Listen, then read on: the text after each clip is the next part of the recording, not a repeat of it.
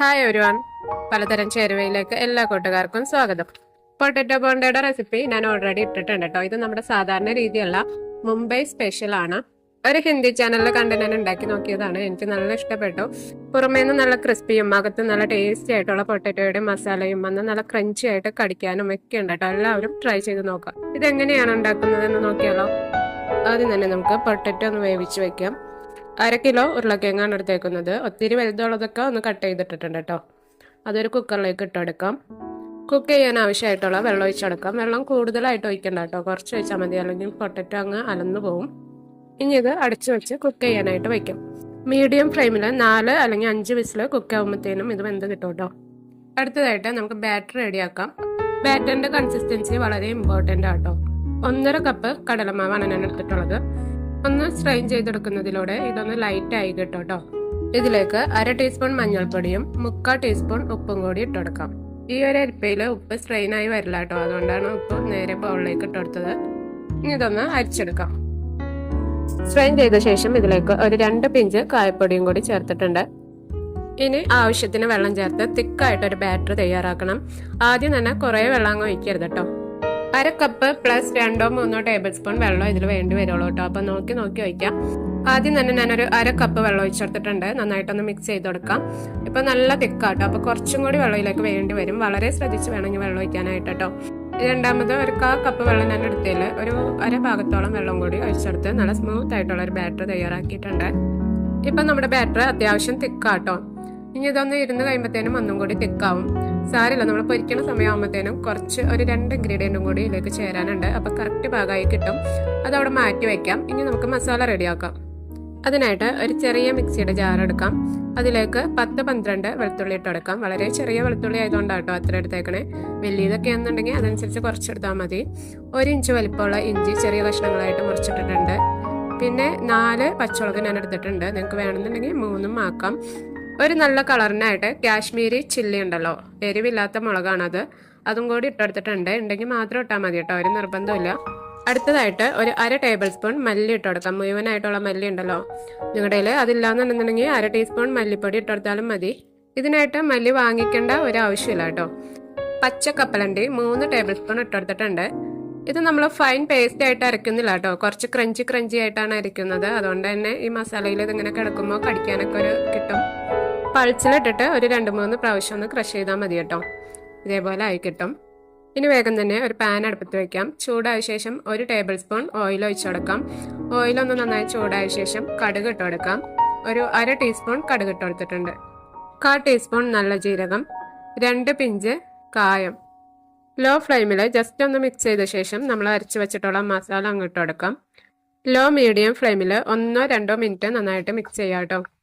നമ്മൾ മുഴുവനായിട്ടുള്ള പച്ച മസാലകളൊക്കെയാണ് ഇട്ടേക്കുന്നത്. അതൊക്കെ ജസ്റ്റ് ഒന്ന് ഫ്രൈ ആയി അതിൻ്റെ പച്ച സ്മെല്ലൊക്കെ ഒന്ന് മാറണം. അതിനായിട്ട് നന്നായിട്ടൊന്ന് മിക്സ് ചെയ്ത് കൊടുക്കാം. 2 മിനിറ്റോളം ഞാനിത് നന്നായിട്ട് മിക്സ് ചെയ്ത് കൊടുത്തിട്ടുണ്ട്. ഇനി ഇതിലേക്ക് 2 ഇതള വേപ്പില ചെറുതായിട്ട് അരിഞ്ഞത് ഇട്ടെടുത്തിട്ടുണ്ട്. 2 പിഞ്ച് മഞ്ഞൾപ്പൊടിയും കൂടി ഇട്ടെടുത്ത് വീണ്ടും നന്നായിട്ടൊന്ന് മിക്സ് ചെയ്യാം. ഇതിൻ്റെ ഇടയിൽ പൊട്ടാറ്റോ കുക്ക് ചെയ്തത് ചൂടാറാനായിട്ട് ഞാൻ വെച്ചിട്ടുണ്ടായിരുന്നു. ഇതിപ്പോൾ നന്നായിട്ട് ചൂടാറിയിട്ടുണ്ട്. ഇതിൻ്റെ തൊണ്ട് കളഞ്ഞ് നന്നായിട്ടൊന്ന് ഉടച്ചെടുക്കാം. ഞാനിപ്പോൾ കൈ വെച്ച് തന്നെ ആട്ടോ ഉടയ്ക്കുന്നത്. നിങ്ങളുടെ കയ്യിൽ പൊട്ടാറ്റോ മാഷർ ഉണ്ടെന്നുണ്ടെങ്കിൽ അത് വെച്ചൊന്ന് ഉടച്ചെടുത്താൽ മതി. പൊട്ടാറ്റോ കംപ്ലീറ്റ് നന്നായിട്ട് ഉടച്ചെടുത്തിട്ടുണ്ട്. ഇനി ഇതിലേക്ക് ആവശ്യമായിട്ടുള്ള ഉപ്പിട്ടെടുക്കാം. ഫില്ലിംഗ് മസാലയിലോ ഒന്നിലും നമ്മൾ ഉപ്പിട്ടുണ്ടായിരുന്നില്ല കേട്ടോ. പൊട്ടാറ്റോ വേവിച്ചപ്പോഴും ഉപ്പിടാതെയാണ് വേവിച്ചത്. അതുകൊണ്ട് 1 ടീസ്പൂൺ ഉപ്പാണ് ഞാനിപ്പോൾ ഇട്ടെടുത്തേക്കുന്നത് കേട്ടോ. ക്രഷ് ചെയ്ത് കുക്ക് ചെയ്ത് വെച്ച മസാല ഇതിലേക്ക് അങ്ങ് ഇട്ടെടുക്കാം. നിങ്ങളുടെ ഇഷ്ടം അനുസരിച്ച് ഇഷ്ടം പോലെ മല്ലിയില ഇട്ടെടുക്കാം. ഞാനിവിടെ 2 ടേബിൾ സ്പൂൺ അരിഞ്ഞത് ഇട്ടെടുത്തിട്ടുണ്ട്. ഇതിലേക്ക് ഞാനൊരു 1 ടീസ്പൂൺ നാരങ്ങാനീരും കൂടി ഇട്ടെടുത്തിട്ടുണ്ടായിരുന്നു. അത് റെക്കോർഡായില്ല. അപ്പോൾ നിങ്ങൾ ഉണ്ടാക്കുമ്പോൾ നാരങ്ങാനീര് ഇടാൻ മറക്കരുത് കേട്ടോ, നല്ലൊരു ഫ്ലേവറും ടേസ്റ്റും ഒക്കെ കിട്ടും. ശേഷം കൈ വെച്ച് ഇതുപോലെ നന്നായിട്ട് ഉടച്ച് മിക്സ് ചെയ്യാം കേട്ടോ. ഉരുളക്കിഴങ്ങിൻ്റെ എല്ലാ ഭാഗത്തേക്കും നന്നായിട്ട് മസാലകളൊക്കെ പിടിക്കണം കേട്ടോ. നമ്മൾ അടുപ്പത്ത് വെച്ച് മിക്സ് ചെയ്യുമ്പോൾ ചൂട് കൊണ്ട് ഇച്ചിരി മെൽറ്റ് ആവും. എല്ലായിടത്തേക്കും നന്നായിട്ട് പെട്ടെന്ന് പിടിച്ചോളും. അപ്പോൾ ചൂടാറിയ ശേഷം ഇങ്ങനെ മിക്സ് ചെയ്യുമ്പോൾ എല്ലായിടത്തേക്കും പെട്ടെന്ന് അങ്ങ് പിടിക്കാൻ ഇച്ചിരി ബുദ്ധിമുട്ടായിരിക്കും. അതുകൊണ്ട് കൈ വെച്ച് തന്നെ നന്നായിട്ട് ഉടച്ച് മിക്സ് ചെയ്യാം കേട്ടോ. ഇനി ഇത് ചെറിയ ഉരുളകളായിട്ടൊന്ന് ഉരുട്ടിയെടുക്കണം. ചെറിയൊരു പോർഷൻ നുള്ളിയെടുത്ത് സാധാരണ നമ്മൾ ഉണ്ടകൾ ഉണ്ടാക്കണ അരി ഉരുട്ടിയെടുത്താൽ മതി. നിങ്ങളുടെ ഇഷ്ടം അനുസരിച്ച് വലിപ്പം കൂട്ടുകയും കുറയ്ക്കുകയൊക്കെ ചെയ്യാം കേട്ടോ. ഞാൻ ചെറിയ ഉരുളകളായിട്ടാണ് എടുക്കുന്നത്. ഇതേ രീതിയിൽ കംപ്ലീറ്റ് നമുക്കൊന്ന് ഉരുട്ടിയെടുക്കാം. ഇതുവരെയുള്ള എൻ്റെ വീഡിയോ നിങ്ങൾക്ക് ഇഷ്ടപ്പെട്ടിട്ടുണ്ടെന്നുണ്ടെങ്കിൽ ഇപ്പം തന്നെ ഒരു ലൈക്ക് അടിച്ചേക്കണേ. അതേപോലെ നിങ്ങളുടെ അഭിപ്രായങ്ങൾ കമൻറ്റ് ചെയ്യാം. അങ്ങനെ കംപ്ലീറ്റ് ഞാൻ ഉരുട്ടിയെടുത്തിട്ടുണ്ട് കേട്ടോ. വളരെ ചെറുതാക്കി എടുത്തുകൊണ്ട് 20 താഴെ ഉരുളകളുണ്ട്. ഈ ഒരു സമയത്ത് ഇത് ഫ്രൈ ചെയ്യാനായിട്ട് ഓയിൽ ചൂടാവാനായിട്ട് വെച്ചേക്കാം കേട്ടോ. നമ്മുടെ ബാറ്ററിലേക്ക് വീണ്ടും വരാൻ ഞാൻ പറഞ്ഞല്ലോ 2 ഇൻഗ്രീഡിയൻറ്റും കൂടി ഇതിലേക്ക് ചേരാനുണ്ടെന്ന്. ഒന്ന് സോഡാപ്പൊടിയാണ്, 2 പിഞ്ച് സോഡാപ്പൊടി ഇട്ട് കൊടുക്കാം കേട്ടോ, നന്നായിട്ട് കുക്കാവാനും പൊങ്ങി വരാനൊക്കെ ആയിട്ട്. അതോടൊപ്പം ചൂടായി കിടക്കുന്ന നമ്മുടെ ഓയിൽ ഉണ്ടല്ലോ, അതിൽ നിന്ന് 2 ടേബിൾ സ്പൂണും കൂടി ഒഴിച്ചു കൊടുക്കാം. നന്നായിട്ടൊന്ന് മിക്സ് ചെയ്ത് കഴിഞ്ഞാൽ നമ്മുടെ ബാറ്റർ ഇവിടെ റെഡിയാണ്. ഇതിലേക്ക് നമ്മൾ ഉരുട്ടി വെച്ചിട്ടുള്ള ഉരുളകൾ അങ്ങോട്ട് എടുക്കാം. ഇത്രയും തെക്കി നിറച്ചിടണമെന്നില്ല കേട്ടോ, നമുക്ക് മുക്കിയെടുക്കാനായിട്ട് ഇച്ചിരി ബുദ്ധിമുട്ട് വരും. മാവിൽ നന്നായിട്ട് മുക്കി ഇതുപോലെ കോട്ട് ചെയ്തെടുത്ത ശേഷം നന്നായിട്ട് ചൂടായി കിടക്കുന്ന എണ്ണയിലേക്ക് ഇട്ടെടുക്കാം. എണ്ണ വല്ലാതെ തിളച്ച് ആവി വരുന്ന ആ ഒരു ചൂട് പാടില്ല കേട്ടോ. നന്നായിട്ടൊന്ന് ചൂടായ ശേഷം അപ്പം തന്നെ നമുക്ക് ഇതുപോലെ ഇട്ടെടുക്കാം. എണ്ണയിൽ കൊള്ളുന്ന അത്ര ഇട്ടെടുക്കാം കേട്ടോ. ഇതിന് ഒത്തിരി സമയമൊന്നും വേണ്ട, പെട്ടെന്ന് തന്നെ ഇതായി കിട്ടും. ഒത്തിരി ചൂടിനെ വെച്ചിട്ടുണ്ടെന്നുണ്ടെങ്കിൽ ഒരു സൈഡ് പെട്ടെന്ന് അങ്ങ് കരിഞ്ഞു പോകും കേട്ടോ. അതുകൊണ്ട് മീഡിയം ലോ ഫ്ലെയിമിൽ വെക്കാവുള്ളൂ. ഒരു സൈഡ് നല്ലൊരു ഗോൾഡൻ കളറായ ശേഷം തിരിച്ചിട്ടെടുക്കാം.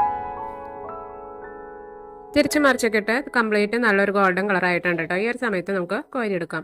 നല്ല ഉണ്ടയായിട്ട് പെർഫെക്റ്റ് ഷേപ്പിൽ നല്ല ടേസ്റ്റി ആയിട്ടുള്ള ബോണ്ട ഇവിടെ റെഡി ആയിട്ടുണ്ട് കേട്ടോ. ഒറ്റയടിക്ക് അപ്പം തന്നെ കംപ്ലീറ്റ് ഫ്രൈ ചെയ്യണമെന്നില്ല കേട്ടോ. നിങ്ങൾക്ക് ആവശ്യമുള്ളത് മാത്രം ഫ്രൈ ചെയ്തെടുത്ത് ബാക്കിയുള്ളത് ഫ്രിഡ്ജിൽ സൂക്ഷിക്കാം. മസാലയും ബാറ്ററും സെപ്പറേറ്റ് ആയിട്ട് ഫ്രിഡ്ജിൽ വെക്കണം കേട്ടോ. ആവശ്യമുള്ള സമയത്ത് ഫ്രിഡ്ജിൽ നിന്ന് എടുത്ത് വെച്ചൊന്ന് തണുപ്പ് പോയ ശേഷം മുക്കി ഫ്രൈ ചെയ്തെടുത്താൽ മതി. ഡെക്കറേഷനായിട്ട് 2 പച്ചമുളകും കൂടി ആ ഓയിലിലേക്ക് എന്നിട്ട് ഞാനൊന്ന് ഫ്രൈ ചെയ്തെടുക്കുന്നുണ്ട് കേട്ടോ.